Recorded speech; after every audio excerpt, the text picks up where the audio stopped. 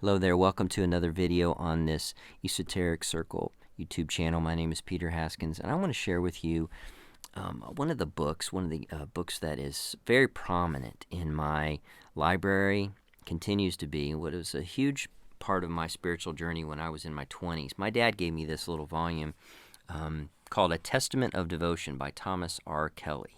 He is one of the most prominent Quaker Mystics, and this book of 5 essays really impacted my life and my spiritual journey, and I really related to Thomas Kelly. And I just want to share a little bit about him before we get to one of the essays, actually the last essay, called The Simplification of Life, that I'm going to read here in just a few minutes.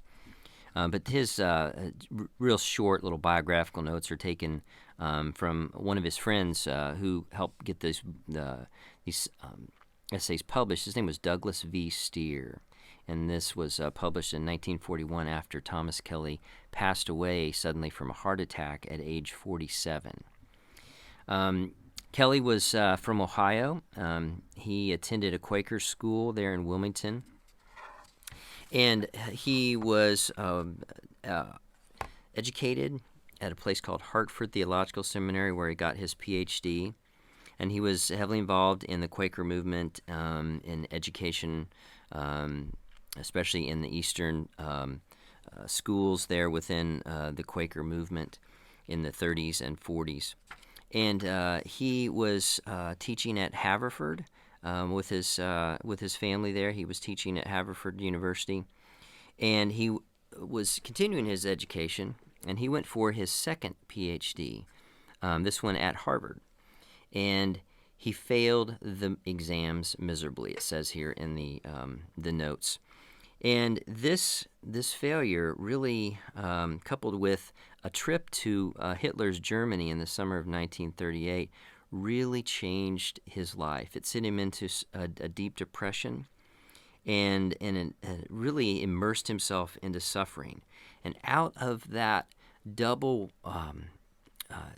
bout of suffering that he had with this failure at Harvard and then this trip to Germany came these essays. And I highly recommend these essays. You can find them on Amazon.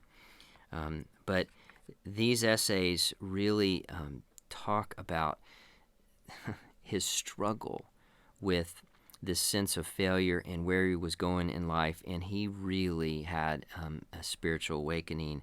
And these 5 essays really helped to put me on a path as a Protestant, realizing that the Protestant church really was producing some people who knew some of these esoteric ideas that Gurdjieff and Ouspensky were talking about, which eventually led me to people like, Charles Ashnan and Robin Amos. So I'm going to read this essay here in a few minutes, and just wanted to let you know a little bit about Thomas Kelly and how important this was in my life, and I hope you enjoy. Blessings to you. The problem we face today needs very little time for its statement. Our lives in a modern city grow too complex and overcrowded. Even the necessary obligations that we feel we must meet grow overnight, like Jack's beanstalk, and before we know it, we are bowed down with burdens, crushed under committees, strained, breathless, and hurried, panting through a never-ending program of appointments. We are too busy to be good wives to our husbands, good homemakers, good companions of our children, good friends to our friends, and with no time at all to be friends to the friendless. But if we withdraw from public engagements and interests in order to spend quiet hours with the family, the guilty calls of citizenship whisper disquieting claims in our ears. Our children's schools should receive our interest. The civic problems of our community need our attention. The wider issues of the nation and of the world are heavy upon us. Our professional status, our social obligations, our membership in this or that very important organization put claims upon us. And in frantic fidelity, we try to meet at least the necessary minimum of calls upon us. But we're weary and breathless. And we know and regret that our life is slipping away with our having tasted so little of the peace and joy and serenity we are persuaded it should yield to a soul of wide caliber. The times for the deeps of the silences of the heart seem so few. Let me first suggest that we are giving a false explanation of the complexity of our lives. We blame it upon the complex environment. Our complex living, we say, is due to the complex world we live in, with its radios and autos which give us more stimulation per square hour than used to be given per square day to our grandmothers. We Western peoples are apt to think our great problems are external, environmental. We are not skilled in the inner life where the real roots of our problem lies. For I would suggest that the true explanation of the complexity of our program is an inner one, not an outer one. The outer distractions of our interests reflect an inner lack of integration of our own lives. We are trying to be several selves at once, without all ourselves being organized by a single mastering life within us. Each of us tends to be not a single self, but a whole committee of selves. There's the civic self, the parental self, the financial self, the religious self, the society self, the professional self, the literary self. And each of ourselves is in turn a rank individualist, not cooperative, but shouting out its vote loudly for itself when the voting time comes. And all too commonly, we follow the common American method of getting a quick decision among conflicting claims within us. It is as if we have a chairman of our committee of the many selves within us who does not integrate the many into one, but merely counts the votes at each decision and leaves disgruntled minorities. We feel honestly the pull of many obligations and try to fulfill them all, and we are unhappy, uneasy, strained, oppressed, and fearful that we shall be shallow. For over the margins of life comes a whisper, a faint call, a premonition of richer living that we know we are passing by. Strained by the very mad pace of our daily outer burdens, we are further strained by an inward uneasiness because we have hints that there's a way of life vastly richer and deeper than all this hurried existence, a life of unhurried serenity and peace and power. If only we could slip over into that center. If only we could find the silence that is the source of sound. We have seen and known some people who seem to have found this deep center of living, where the fretful calls of life are integrated, where no one as well as yes can be said with confidence. We've seen such lives integrated, unworried by the tangles of close decisions, unhurried, cheery, fresh, positive. These are not people of dallying idleness, nor of obviously mooning meditation. They are busy carrying their full load as well as we, but without any chafing of the shoulders with the burden, with quiet joy and springing step. Surrounding the trifles of their daily life is an aura of infinite peace and power and joy. We are so strained and tense with our burdened lives, they are so poised and at peace. There is a divine abyss within us all, a holy infinite center, a heart, a life who speaks in us and through us to the world. We have all heard this holy whisper at times. At times we have followed the whisper, the amazing equilibrium of life, amazing effectiveness of living set in. But too many of us have heeded the voice only at times. Only at times have we submitted to his holy guidance. We have not counted this holy thing within us to be the most precious thing in the world. And under the silent, watchful eye of the Holy One, we are all standing, whether we know it or not. And in that center, in that holy abyss where the eternal dwells at the base of our being, our programs, our gifts to him, our offerings of duties performed are again and again revised in their values. Many of the things we are doing seem so important to us. We haven't been able to say no to them because they seemed so important. But if we center down, as the old phrase goes, and live in that holy silence that is dearer than life, and take our life program into the silent places of the heart with complete openness, ready to go, ready to renounce according to his leading, then many of the things we are doing lose their vitality for us. Do you really want to live your lives, every moment of your lives, in his presence? Do you long for him, crave him? Do you love his presence? Does every drop of blood in your body love him? Does every breath you draw breathe a prayer, a praise to him? Do you sing and dance within yourselves as you glory in his love? We have too long been prim and restrained. The fires of the love of God, of our love toward God, and of his love toward us are very hot.